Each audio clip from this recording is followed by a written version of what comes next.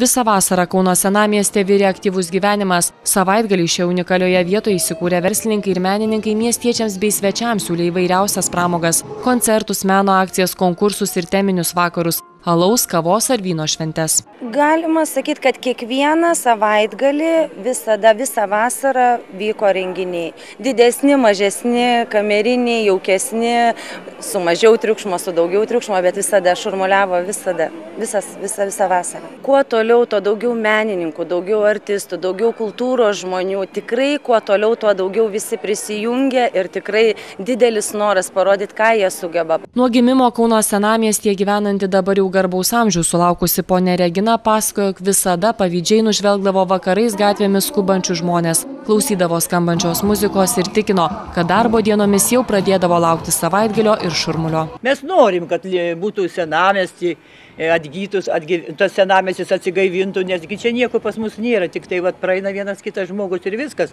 O tada šeštadienį, o kada penktadienį, tai čia aikšto tėvai su vaikučiais mažais važinėja visur su vežimėliais, labai malonu pasižiūrėti. Pernai sėkmingai startavęs vasaros renginių maratonas Kauno senamiestyje šiemet įgavo pagreitį. Valdžios atstovai tikino, kad gaivinti šią unikalią miesto vietą padėjo susitelkimas. Renginių buvo gausu ne tik Vilniaus gatvėje, bet ir kitose erdvėse. Kaip verslininkai nori, kad senamiestis atgytų, kurie nori, kad jis gyvuotų, kad tai ir mums, sakykime, savivaldybėje dirbantiems žmonėms yra daug lengviau padėti tada, kai tikima tuo, ką darome. Kiekvienas kaunietis, miesto svečias tikrai galėjo rasti savo širdžiai malonų, gerą praleidimo laiką, ar sėdėdamas, sakykime, prie restorano stalelioje Vilniaus gatvėje, ar ateidamas į Ryšių muziejų pasiklausyti autorinės dainos, ar pasiklausyti gero džiazo